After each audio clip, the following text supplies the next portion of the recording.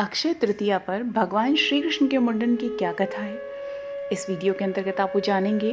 लेकिन उससे पहले अक्षय तृतीया के बारे में थोड़ा सा जान लेते हैं कि वैशाख माह के शुक्ल पक्ष की तृतीया को अक्षय तृतीया पर मनाया जाता है। इसको अखतीज के नाम से भी जाना जाता है। अक्षय शब्द का अर्थ होता है जो कभी भी कम न हो। वैदिक ज्योतिष अक्षय तृतीया को सभी कुप्रभावों से मुक्त शुभ दिन मानते हैं। इस दिन किसी भी शुभ कार्य को शुरू करने के लिए किसी भी मुहूर्त की आवश्यकता को नहीं माना गया है। पौराणिक ग्रंथों के अनुसार इस दिन जो भी शुभ कर्म किए जाते हैं उनका फल अक्षय मिलता है, अर्थात उनका पुण्य कभी भी कम नहीं होता है। और इस दिन जो गलत कर्म किए जाते हैं वो भी कभी पीछा नहीं छोड़ते हैं। इसलिए इस दिन शुभ कर्म करें, जप करें, यज्ञ करें, तर्पण करें, दान पुण्य करें, शुभ ही शुभ कर्मों को करें जिसका आपको अक्षय फल मिले। इसके पीछे की एक कथा है जो भगवान कृष्ण के मुंडन से रिलेटेड है। वो कथा इस प्रकार है कि प्राचीन काल में ब्रज के लोगों का मुख्य व्यवसाय गौचारणी था। इसलिए मुख्य व्यवसाय से संबंधित कुछ ऐसी वर्जनाएं भी थी, अब इसे वर्जनाएं कहें या सामाजिक नियम कहें, कि बालक का जब तक मुंडन नहीं हो जाता तब तक उसे जंगल में गाय चराने नहीं जाने दिया जाता था। अब तो हम काफ़ी आधुनिक हो गए हैं, या यूं कह सकते हैं कि अपनी जड़ों से ही दूर होते जा रहे हैं। नहीं तो हमारे यहाँ भी बालक को मुंडन के पहले ऐसी वैसी जगह कहीं जाने नहीं दिया जाता था। खैर, बालक कृष्ण रोज अपने परिवार के व पास पड़ोस के सभी पुरुषों को, छोटे बड़े लड़कों को गाय चराने जाते देखते तो उनका भी मन करता, पर मैया यशोदा उन्हें मना कर देती कि अभी तो तू छोटा है, थोड़ा बड़ा हो जा, फिर तुझे जाने दूंगी। एक दिन बलराम जी को गाय चराने जाते देखकर ललाड़ गए, दाऊ जाते हैं तो मैं भी गाय चराने जाऊंगा। ये क्या बात हुई, वो बड़े और मैं छोटा। मैया ने समझाया कि दाऊ का मुंडन हो चुका है इसलिए वो जा सकते हैं, तुम्हारा तो मुंडन हुआ ही नहीं तो तुम कैसे जा सकोगे। लल्ला को चिंता भी, इतनी सुंदर लटें रखें या गाय चराने जाएं। बहुत सोच विचार के बाद उन्होंने सोचा कि लटें तो फिर से उग जाएंगी, पर गाय चराने का इतना आनंद अब मुझसे दूर नहीं रहना चाहिए।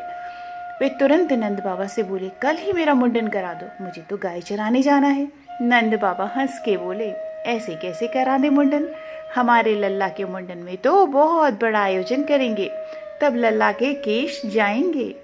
लल्ला ने अधीरता से कहा, आपको जो आयोजन करना है करो, पर मुझे तो गाय चराने जाना है, आप जल्दी से जल्दी मेरा मुंडन करवाओ।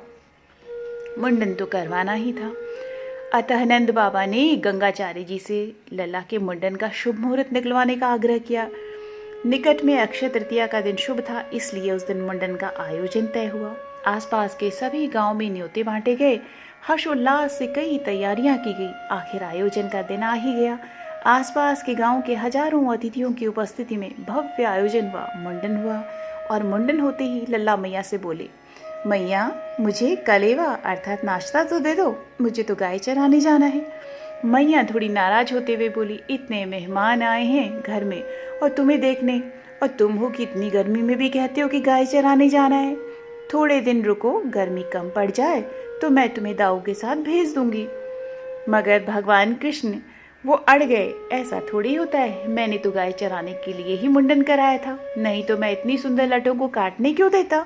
मैं कुछ नहीं जानता, मैं तो आज और अभी ही जाऊंगा गाय चराने। मैया ने नंद बाबा को बुलाकर कहा, लल्ला तो मान नहीं रहा, थोड़ी दूर तक आप इसके साथ हो आइए, इसका मन भी बहल जाएगा, क्योंकि इस गर्मी में मैं इसे दाऊ के साथ या अकेले तो भेजूंगी नहीं। नंद बाबा सबको छोड़कर निकले। लल्ला भी पूरी तैयारी के साथ छड़ी, बंसी, कलेवे की पोटली लेकर निकले। एक बछिया भी ले ली, जिसे हुर्र हुर्र कर घेर कर वो अपने मन ही मन में बहुत खुश हो रहे थे कि आखिर मैं बड़ा हो ही गया हूँ। बचपन में सब बड़े होने के पीछे भागते हैं कि कब हम बड़े होंगे, और आज हम बड़े सोचते हैं कि हम बालक ही रहते तो कितना अच्छा था। खैर, गर्मी भी वैशाख माह की थी और ब्रज में तो वैसे भी गर्मी प्रचंड होती है। थोड़ी ही देर में बालक श्री कृष्ण भगवान गर्मी से बेहाल हो गए, पर अपनी जिद के आगे हार कैसे मानते। बाबा को कहते कैसे कि मैं थक गया हूँ, अब घर ले चलो मुझे। चलते रहे। मैया होती तो खुद समझकर के लल्ला को घर ले आती, पर संग में तो बाबा थे, वे भी चलते ही रहे। थोड़ी ही दूर ललिता जी और कुछ अन्य सखियां मिली। देखते ही देखते लल्ला की हालत समझ गई। गर्मी से भगवान कृष्ण का मुख लाल हो गया था, सर पर बाल भी नहीं थे, इसलिए भगवान कृष्ण पसीना पसीना हो गए थे। उन्होंने नंद बाबा से कहा कि आप इसे हमारे पास छोड़ जाओ, हम इसे कुछ देर बाद नंदालय पहुंचा देंगे। नंद बाबा को रवाना कर वो लल्ला को निकट ही अपने कुंज में ले गईं। उन्होंने बालक कृष्ण को कदम्ब की शीतल छाया में बिठाया और अपनी अन्य सखी को घर से चंदन, खरबूजे के बीज, मिश्री का पका बूरा, इलायची, मिश्री आदि लाने को कहा। सभी सामग्री लाकर उन सखियों ने प्रेम भाव से भगवान कृष्ण के तन पर चंदन की गोटियां लगाई और सर पर चंदन का लेप किया। कुछ सखियों ने पास ही में बूरे और खरबूजे के बीज के लड्डू बना दिए और इलायची को पीसकर मिश्री के रस में मिलाकर शीतल शरबत तैयार कर दिया और बालक श्री कृष्ण को प्रेम पूर्वक उसे परोसा। साथ ही ललिता जी लल्ला को पंखा झलने लगी। यह सब आरोग कर लल्ला को नींद आने लगी तो ललिता जी ने उन्हें वहीं सोने को कहा और स्वयं उन्हें पंखा झलती रही। कुछ देर आराम करने के बाद लल्ला उठे और ललिता जी उन्हें नंदालय छोड़ आई।